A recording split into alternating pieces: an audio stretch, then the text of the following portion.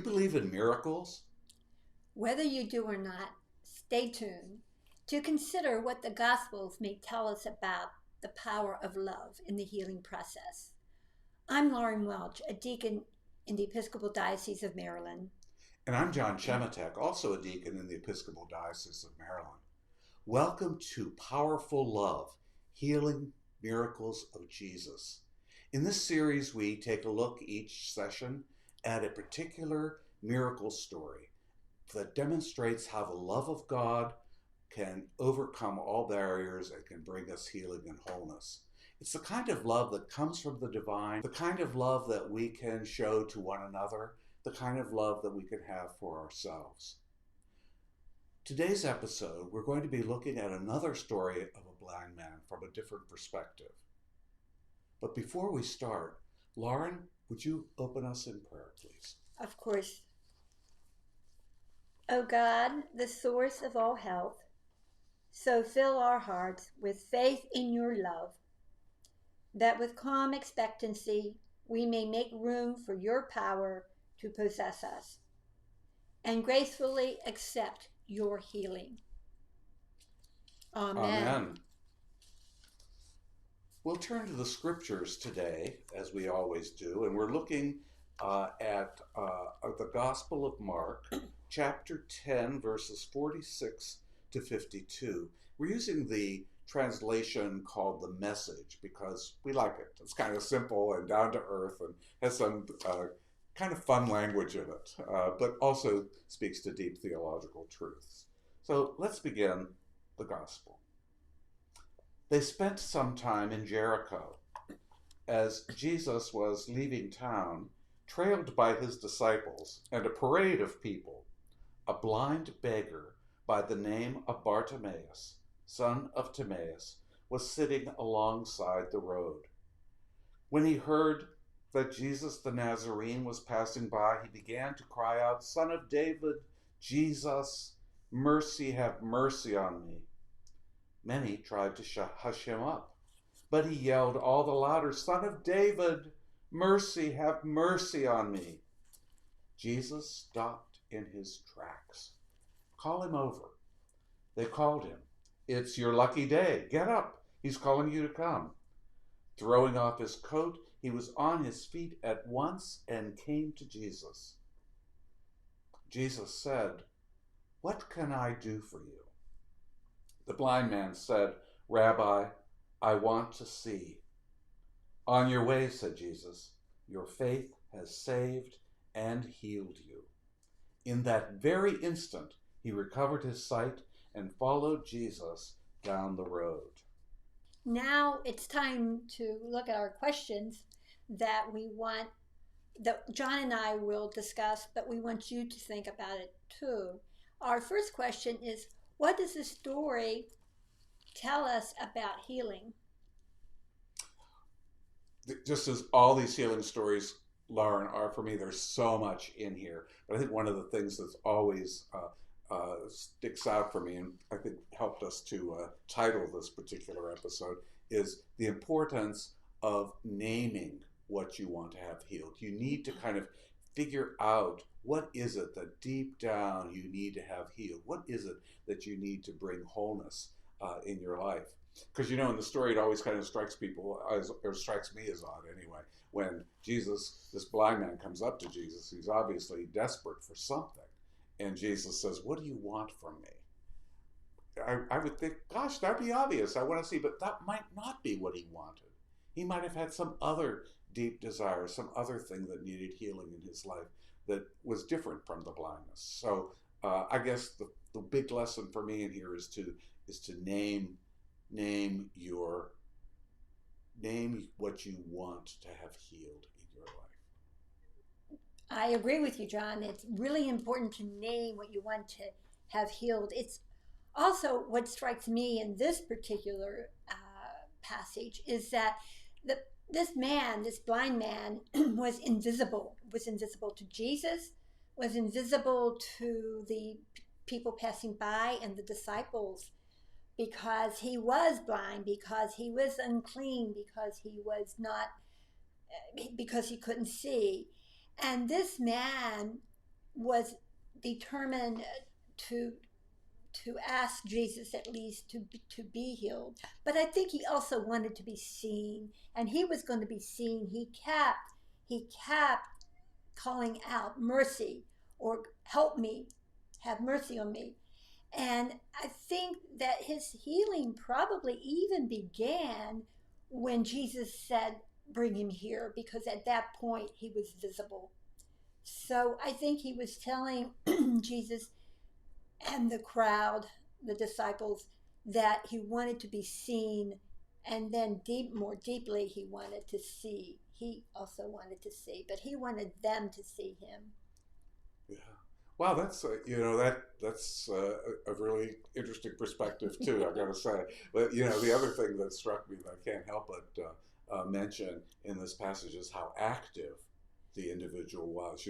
As you pointed out, he was calling out repeatedly for help, and then when the friends or the passersby said, "It's your lucky day," he here he is, a blind man. He threw off his cloak and ran. Now I don't know quite how that would work, but he obviously this was a demonstration of faith. He wasn't going to fall. He was going to be okay.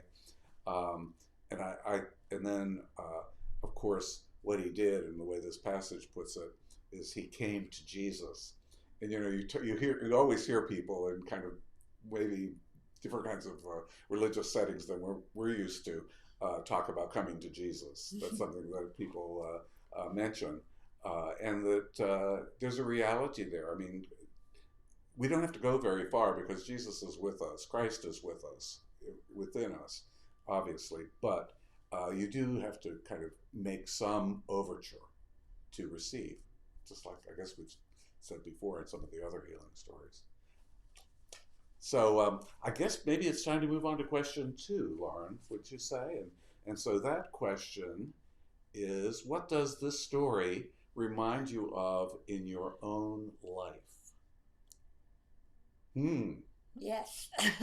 Well, there are times in my life where asking for help has been difficult for me. It's not the easiest thing for me. I try to do things myself. If I don't feel well, I honestly try to heal myself first, and that's not always possible. So the ability to ask for help and to allow someone else to help me is something that I have to think about. Yeah, that's I would say that's very much the same for me. And I think so many of us who are used to being in helping situations, whether we're caregivers for someone, whether we're in a helping profession, whether we're clergy, we're used to being the ones that are sort of being more like Jesus in this episode. But we all need healing. We all need help from time to time. And I don't know exactly what it is for others that gets in the way. For me, it's probably pride. And no, I know I'm not perfect, but I really, to do this, you have to be vulnerable. You Right. have to say, there's something that I need. I don't have everything. I need something in my life, and to ask someone to help you find it. And then, of course, the other flip side of that is, which I've always had a lot of trouble with. I think finally over the years I've learned to do this a little better, is to thank someone. We don't know whether this individual, what happened afterwards. That's often the situation. What happens afterwards? We don't know. But being thankful, expressing gratitude, is never a bad thing to do. So now it's time to go to the third question. And that is, what would you imagine your reaction would be to being healed like this?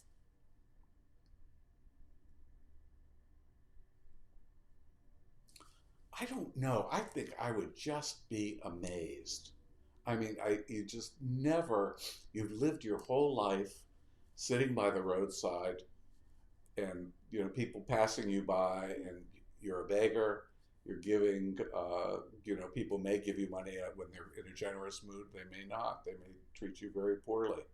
And so I guess if can't exactly think of an analogy for myself, but certainly there have been times where people have passed me by that I wish had stopped to at least say hello, or to have a conversation with me, or to be in some sort of relationship with me. And I think if they do, it's a real gift. I mean, that's a real special kind of healing. So I think if I were in that situation, waiting, probably giving up hope or close to giving up hope, and then this person, this Christ, this Jesus appears in my life and turns everything around. That would just be I'd be thrilled beyond words. What about you, Lauren? What do you think? I pretty much what you have said, John. I can't imagine having my deepest hope um, uh, granted in a way when I thought there was no hope. I mean, I can't imagine that. So I want to what I hope that I am able to do as I go forth is to see who is not being seen, seeing who is invisible and needs help at the table, so that they can have some kind of your word, amazement, thrill, to know that somebody sees them, somebody cares for them, and that there is hope in the end. Yeah, thanks, Lauren. So those are our thoughts on the three questions. What about you? While you're thinking through some of your thoughts, if you're on a video platform with us, you're going to be treated to another experience of Visio Divina, in which we're going to do some contemplation for about 4 minutes of some art. And that, because God speaks to us sometimes beyond words, the experience of the divine in our lives is amazing through the Holy Scriptures and as we contemplate them. But we can also use other senses and our imagination when we look at certain pieces of art, and so or pictures, photographs. And so we do that through a process called Visio Divina, and that is Latin for roughly meaning sacred seed, looking for the holy in everything. There are 4 steps to doing Visio Divina. There are actually any number of steps, but we've chosen these 4. We like them. The first is to just take a quick glance at whatever that art or photograph is. The second step is to look much more deeply into that for meaning. The third is to respond with prayer to the Divine One and lift up some intercession or some prayer of some sort, thanksgiving, and then finally to rest in that moment. So Lauren is going to take us through a Visio Divina exercise. In Visio Divina, God speaks to us in many ways, through relationships, our experiences, sacred texts, such as the Bible and many others. Visio Divina, Latin for divine seeing, is praying with images to listen to God's words. Visio Divina has 4 steps. Read the text, in this case art, look at it, slowly taking a first glance. Notice the colors, people, places, and things. Remain with the image for 1 or 2 minutes. If you would like, jot down a few words about the image.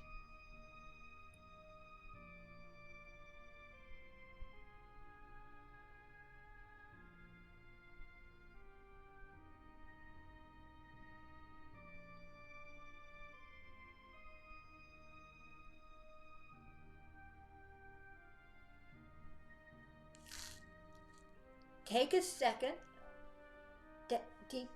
deeper look. Where is the movement? What relationships do you see? Engage your imagination. Where are you in the artwork. What do you see from that perspective? What deeper meaning emerges?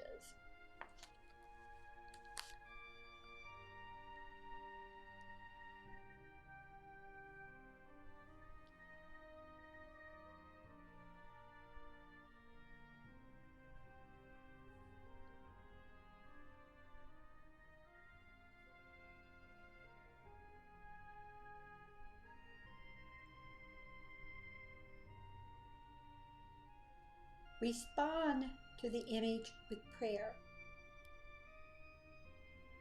Did the image remind you of an experience, person, or issue for which you would like to offer thanksgiving or intercession?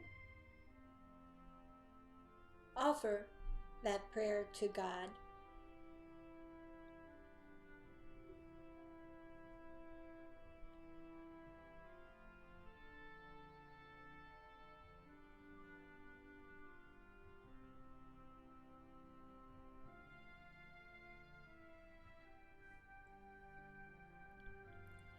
Find your quiet center. Breathe deeply. Relax your shoulders, arms, and legs. Rest in this quiet. Let God pray in you. God prays beyond words.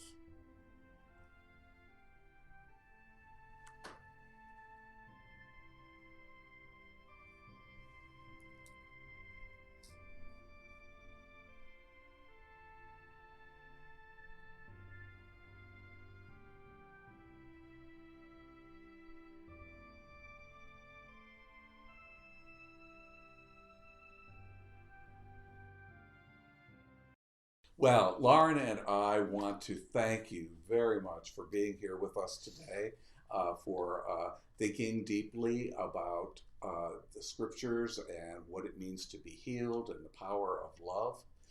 And so please, whatever platform you're using for interacting with this content, please leave a comment. We'd love to hear from you, or share it with someone. Like it if you're on something that allows you to like something. That'd be great. You can visit us anytime at our website called listeningforclues.com.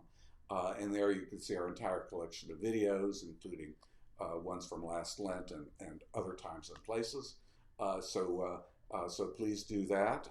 And we're, again, thanks very much for being with us. We do appreciate it.